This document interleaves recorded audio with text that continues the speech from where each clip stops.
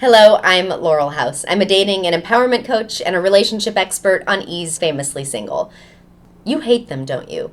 Those dating games that feel more like manipulation than fun. As you stress over what you should do and say and how you should act. Well, if you're looking for love and craving a real connection, if you're sick of the games, then stop playing them. You might not even realize that you're playing them. You may think that you're just abiding by the rules, following the conventional dating expectations that dictate when you should call, not call, make yourself available, pretend to be busy, and tiptoe around the truth, which isn't lying, it's just not being exactly transparent.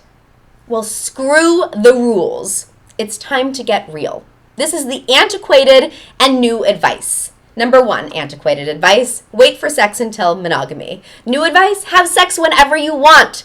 Whether you wait for sex or not doesn't determine the potential success of a relationship. Communication does.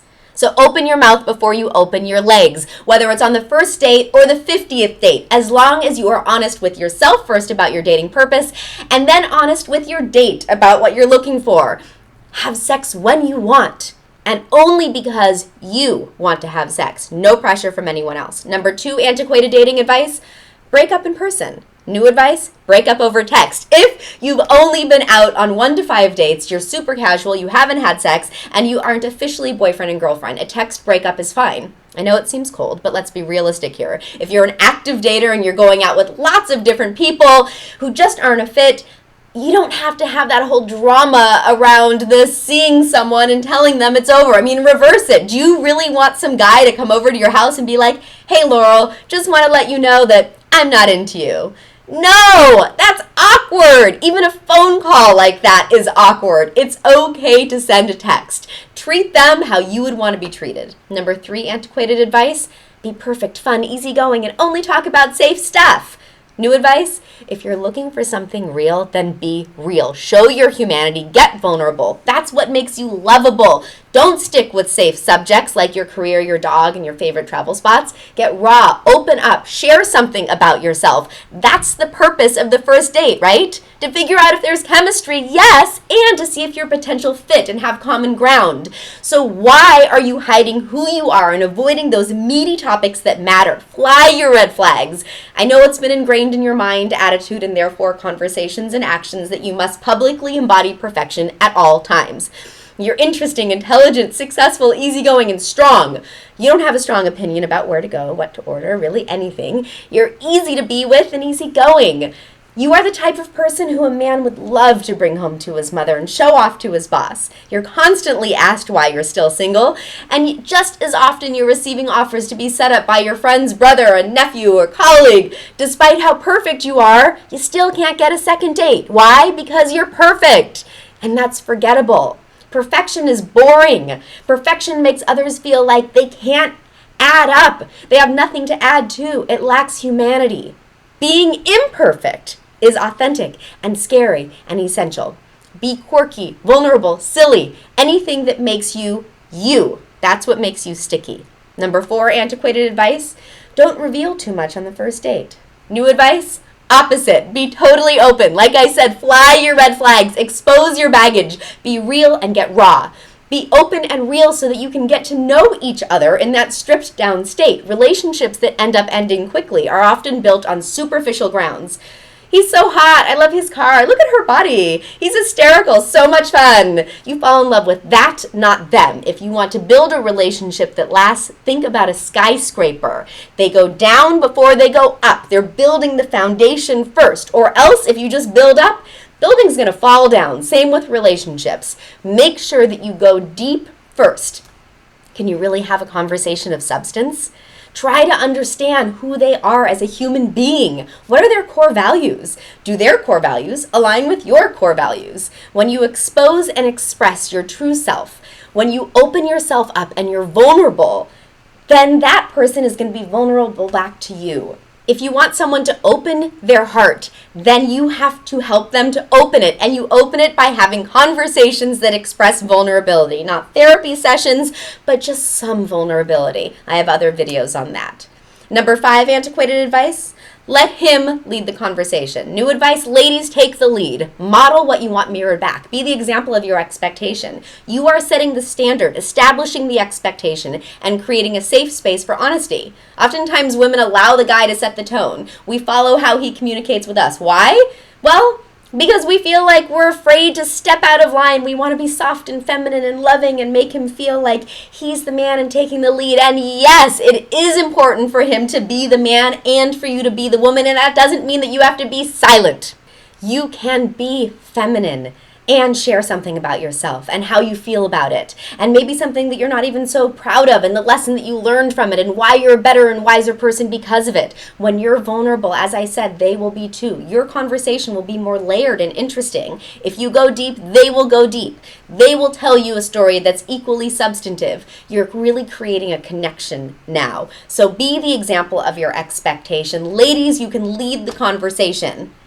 Number 6, antiquated advice. Don't talk about your ex. New advice? Yes, definitely mention your ex strategically. Think about 3 things. Where were you? Where are you? Where are you going? Talking about your ex says a lot about who you are. Your past experiences helped shape who you are today and where you're going. That is if you deliver the information effectively and it doesn't show that you are still affected by them. So how do you talk about your ex? In a U strategy. Start at the top of a U, positivity, drop down to the bottom in some vulnerability, and back up to the other side, what you've learned and how you're better because of it. So here's how to frame it. What attracted you to your ex in the first place? Your dynamic. One good moment you had together. When you noticed that they really weren't who you thought they were. How you attempted to work on the relationship. When you knew it was over. What was your contribution to the demise of the relationship? What was their contribution to the demise of your relationship? What could you have done differently from the beginning? How did it feel to end it? What did you learn about yourself because you ended it or they ended it? What have you done in the interim to improve yourself? And where are you now? How has the relationship altered who you are and where you're going? Number 7, antiquated advice. Ladies, always offer to pay. New advice. Ladies, never ever offer to pay on a date. Don't even do a fake reach. Friends go Dutch, business associates go Dutch, dates don't. What do you want, a friend? Business partner? A job? Or a boyfriend that might lead to a husband? Ladies, never put your credit card down. Don't do the fake reach. Don't offer to pay for the next date. I don't care if you are wealthier, uglier, fatter, less popular, more pathetic, or luckier to be out with him than he is with you. You are the woman. Your presence and radiance is payment enough on the first date. In fact, it's payment enough on several dates. The act of pulling out a credit card or cash from your wallet at a dinner table is masculine, and it is not what a woman is going to do. When the check comes, don't be awkward. Don't rush to go to the bathroom. Be confident in knowing that it's okay for him to pay. Let him pay. As soon as he puts that credit card down, look him in the eye, smile, and say, "Thank you so much. I really enjoyed dinner or drinks with you."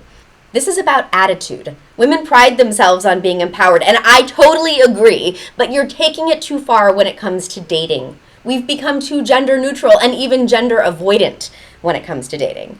It's about chivalry.